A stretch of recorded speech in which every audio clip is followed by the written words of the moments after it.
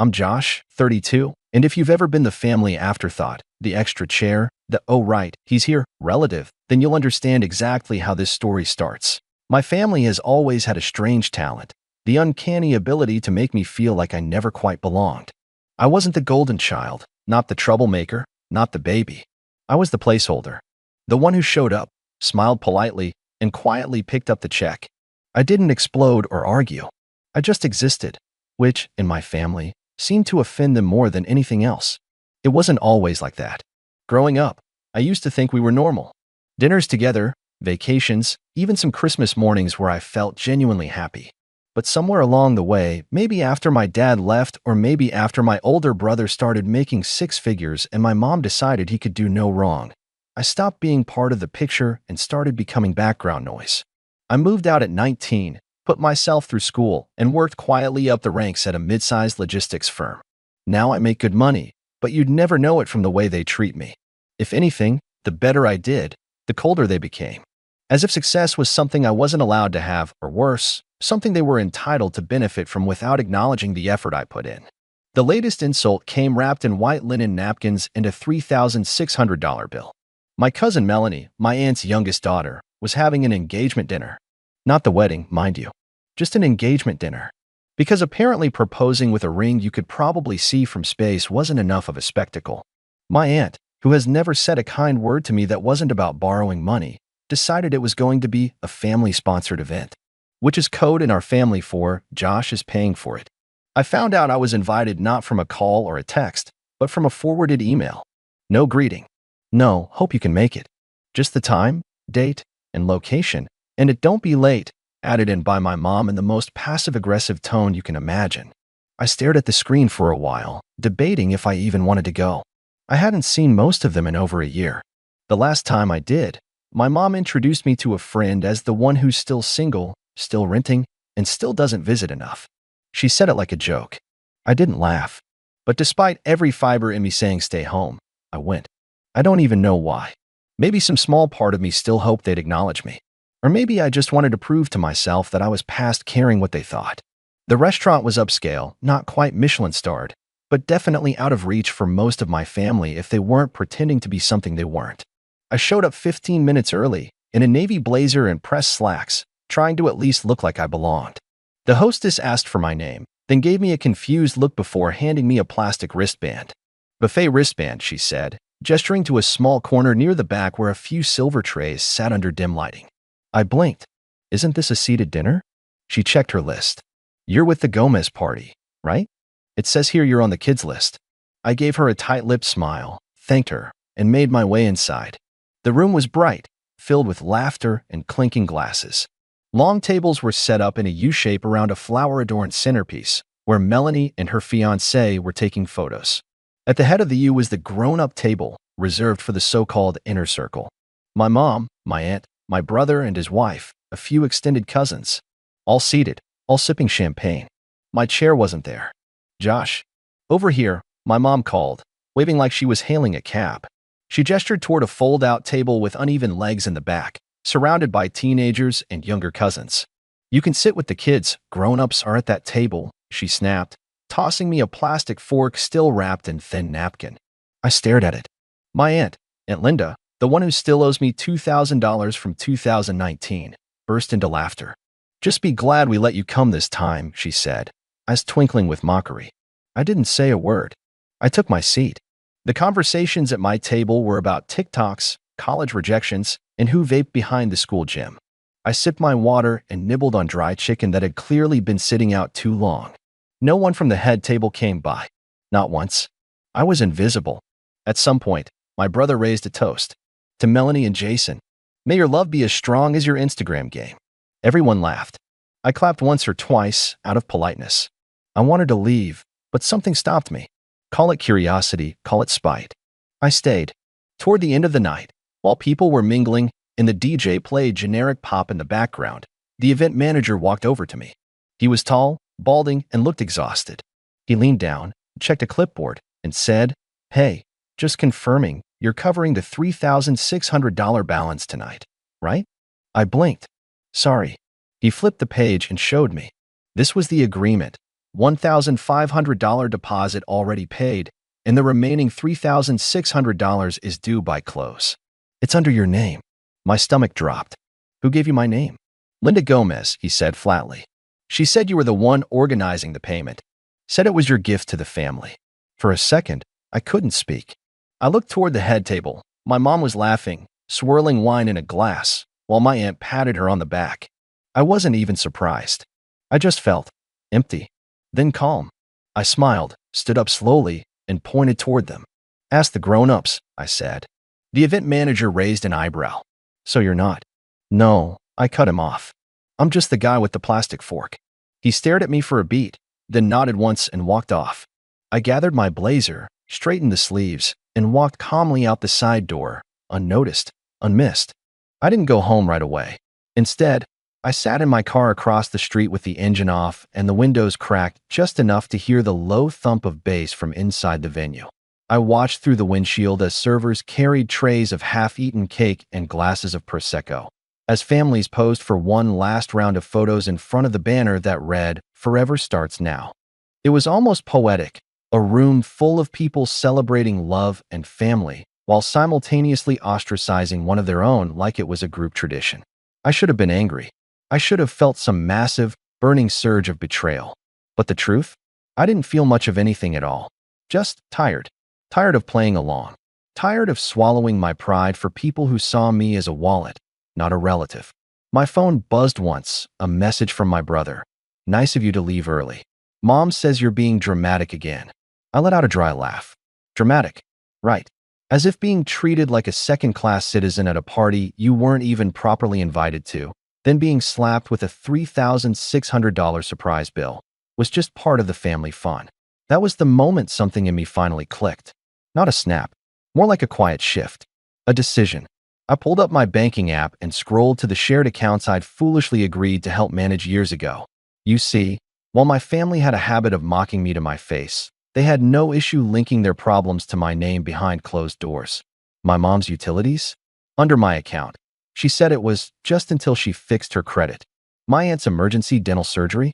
I'd co-signed the loan. My brother's second honeymoon after blowing the budget on VIP upgrades. My credit card. They always said they'd pay me back. They never did. So I froze them. Not out of spite. Out of clarity. I went one by one. Electric, gas, cable, mobile phones. All the accounts I was quietly paying for because family helps family. I turned them off, canceled them, removed my name, and in the cases where I could, scheduled official account closures. Then I opened a new bank account under a different branch and began transferring my funds out. Every single dollar. Gone from anything they could access. Then came the part that felt just right. I called the event venue. A polite woman named Clarissa answered. I told her I'd been listed as the payer for a dinner I never agreed to host. I asked if there was a signed document under my name. There wasn't. Ma'am, I said calmly, I never authorized that charge. I won't be paying it. And if my name is used again without consent, I'll be getting my lawyer involved. Clarissa stammered, apologized, and said she'd take it up with the woman who made the booking. I thanked her, hung up, and finally drove home. The fallout started the next morning. 7:12 a.m., my phone buzzed. A group text. Josh, the venue says the payment bounced. What's going on? 7:29 a.m., my mom sent a separate message. Why are the lights not working? Did something happen with the electric bill? 7:34 a.m., Aunt Linda. I'm being told my credit is frozen because of you. This is completely unfair. By 8:15 a.m., I had 27 unread messages, 3 voicemails, and 2 missed calls from my brother. But the real panic set in when Melanie, the bride-to-be, called me directly. I almost didn't answer, but curiosity won. Josh. Her voice was already tight, as if holding back tears. I'm so sorry about how you were treated. I didn't know they put your name down for the bill. It's just, the venue won't release the photos until we settle, and they say your name's on the account. Could you? Maybe just cover it, and we'll sort it out later. I paused. I sat at a fold-out table, Mel. I said, my tone flat. With a plastic fork. You posted 100 photos, and I wasn't in one. Why would I cover it? She sputtered. I didn't mean to exclude you, I swear. It was my mom, and Auntie Linda, and... Ask the grown-ups, I said, and hung up. That night, My phone blew up again, this time with a different tone. My mom started with guilt. I raised you better than this. Don't punish everyone for one silly misunderstanding. Then came my brother. You're overreacting. They're old. They joke around. Don't ruin the family over this. But then Aunt Linda escalated. If you don't fix this, I'm telling people you committed fraud on my accounts. That was the final straw. I screenshotted every email and document showing her consent, every form she signed when I co-signed that loan. Then I sent them all, to her, to my mom, and, for good measure, to my lawyer, who I CC'd with a polite note. Hi, Mark. Just making sure you're aware of the threats being made toward me in relation to shared financial accounts. Silence. For 2 days, not a single word. Then the apology text trickled in. Weak ones. Conditional ones. Sorry if you felt excluded. We didn't mean to make you uncomfortable. Let's just talk this out. But the best message, the one that truly made me sit back and smile, came from Clarissa, the event manager. She forwarded an email from my aunt, frantically asking to put the remaining $3,600 on her own card. It bounced 3 times. According to Clarissa's note, the balance is still outstanding. We've begun adding late fees. I leaned back in my chair, sipping coffee, and felt a strange peace I hadn't known in years. I wasn't the wallet anymore. I wasn't the placeholder. I was just done. And then, just when I thought it was over, just when I was getting used to the sound of silence, a knock came at my door. It was my mom, red-faced, eyes puffy, holding an envelope. And that is where things really started to unravel. I stared at the door for a long moment before opening it. There was a part of me, small, childish maybe, that still hoped this was going to be the moment. That my mom was going to say something real. Something like, I'm sorry. We treated you horribly. We took you for granted. We were wrong. But the moment I opened the door and saw her face, I knew better. She wasn't here for reconciliation. She was here for damage control. Josh, she said, giving me a tight smile that didn't reach her eyes. Can we talk? She held up the envelope like it was some kind of peace offering. I didn't say anything, just stepped aside, letting her walk in. She moved like someone who owned the place, like this was still her territory, even though she hadn't visited once since I bought it 3 years ago. She sat on the edge of the couch like she was perched on a throne that didn't fit her anymore. She handed me the envelope. I opened it, expecting a handwritten note or a check. It was a printout of the venue invoice. Unpaid. $3,600 plus a $400 late fee. I looked at her. She cleared her throat, clasped her hands like she was praying, and gave me this carefully rehearsed sigh. I know things got tense, but this has gone too far, she began. We're family, Josh, and families don't punish each other like this. I said nothing. She continued. Your aunt's credit is frozen. Your brother can't use his business card, and Melanie's crying every night because her photos are being held hostage. And for what? Because someone made a seating chart error. I raised an eyebrow. A seating chart error? She waved her hand like that detail was beneath her. Look, we all say things in the moment. Your aunt made a joke. You took it too personally. Fine.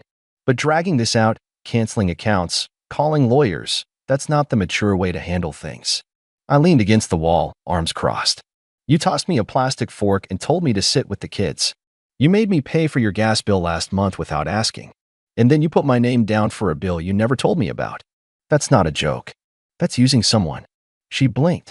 It's not like you can't afford it. There it was. That sentence. That thing they always fall back on. The justification. He has money. He doesn't have a wife or kids. He's fine. So let's take more. You didn't even ask, I said quietly. You just assumed I'd cover it. Like always. She sighed again, standing now, trying to shift the dynamic. I know we haven't always made you feel included, but you make it hard, Josh. You isolate yourself. You don't come to things. You never open up. Maybe if you tried harder, we wouldn't have these issues. Tried harder. I wanted to laugh. I wanted to scream. I'd spent years trying. Showing up to events I wasn't welcome at. Sending birthday gifts that got no thank yous. Paying bills that no one remembered. And here she was, turning it back on me like I hadn't done enough. Instead, I just looked her in the eye and asked, if I had said no to the bill, before the dinner, would you have uninvited me? She didn't answer. Her silence was all I needed. She tried to pivot. Look, I don't have the money to pay this. And neither does your aunt. The venue's threatening legal action. You want Melanie to start her marriage in debt. I tilted my head. So you do want me to pay it? No, she said too quickly. I'm asking you to help, to do the right thing. I stepped forward, took the invoice, and slowly ripped it in half. Not out of anger, deliberately, slowly. A controlled break. Her mouth fell open. Josh, I'm not your wallet, I said, my voice low but steady. I'm not your safety net. I'm not your scapegoat. I'm your son. But I don't think you've seen me that way in years. She scoffed. So what? You're cutting us all off? Over a party? I shook my head. Not over a party. Over a pattern. One I'm finally done participating in. She stood frozen for a moment. Then, like she couldn't handle being on the back foot, she reached for the classic script. The one she'd used when I was a teenager and didn't want to lend her my paycheck for groceries she never bought. You think you're so perfect, huh? You think money makes you better than the rest of us? You're just bitter. You've always been bitter. I nodded. Maybe, but I'm not broke. And I'm not begging my son to fix a mess I created. That one landed. She stepped back like she'd been slapped, blinking too fast. Get out, Mom. She opened her mouth again, probably to say something sharp, something designed to cut, but saw the look in my eyes and stopped. She left without another word. That was 3 days ago. Since then, the silence has been deafening. No group chats. No late-night passive-aggressive messages. Just stillness. I haven't heard from my brother, or my aunt, or Melanie. I imagine they're scrambling to figure out how to pay the bill. Or maybe they're too embarrassed. Maybe, just maybe, they're finally starting to understand that I'm not their backup plan. But last night, I got a new text from an unknown number. Josh? It's Jason, Melanie's fiancé. I think we need to talk. I didn't know half the stuff they did to you. Please, meet me. That threw me. Because Jason was never really in the mix. He always seemed quiet, just going with the flow. If he's reaching out to me, something's changed. Something big. And if I know anything about my family, they're not going down without a scene.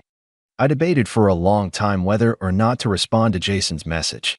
Part of me felt like it wasn't worth it, that whatever he had to say would just be more of the same. Excuses, deflections, half apologies. But another part of me, the one that remembered all the years I sat through birthdays alone at the kiddie table and paid bills behind the scenes like a ghost accountant, wanted to hear it. Maybe not for closure, but for confirmation.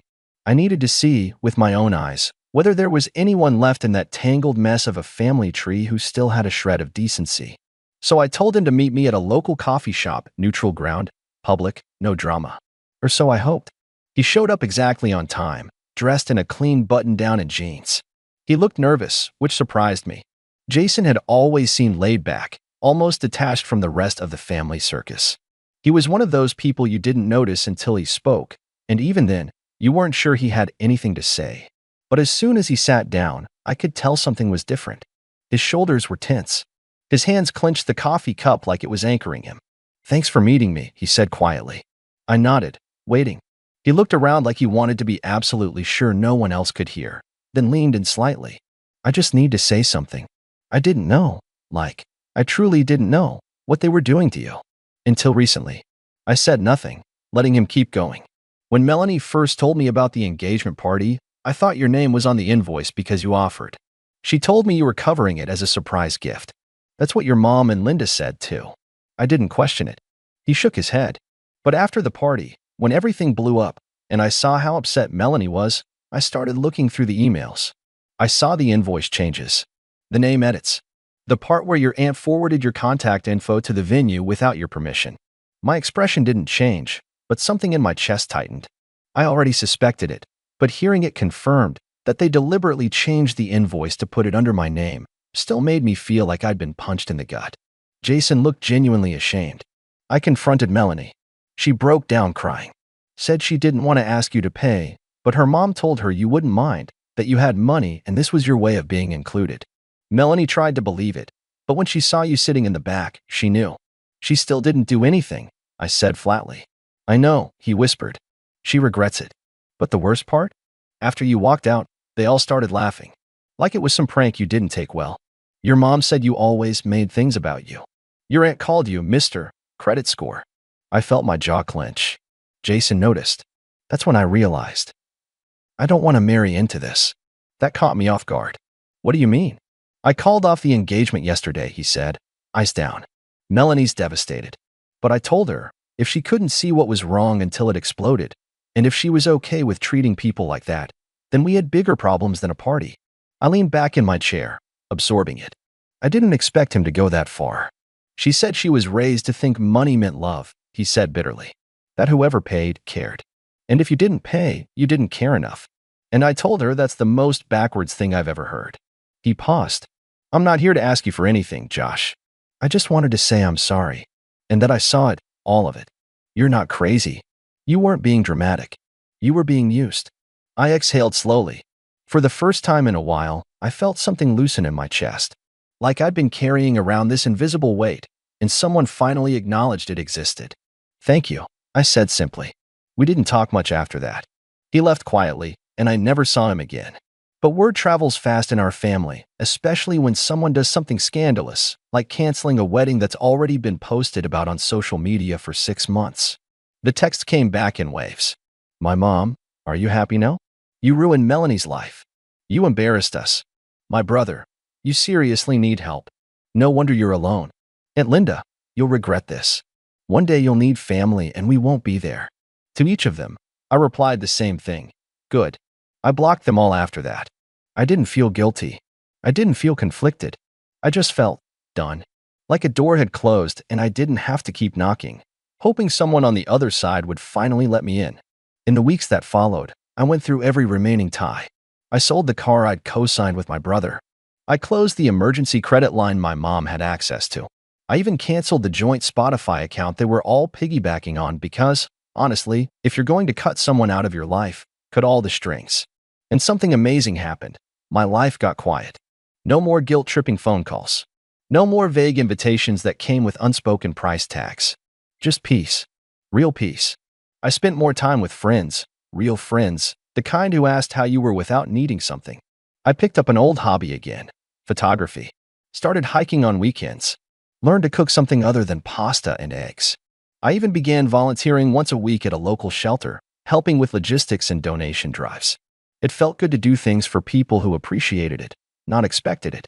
And then, one Sunday morning, I got a letter in the mail.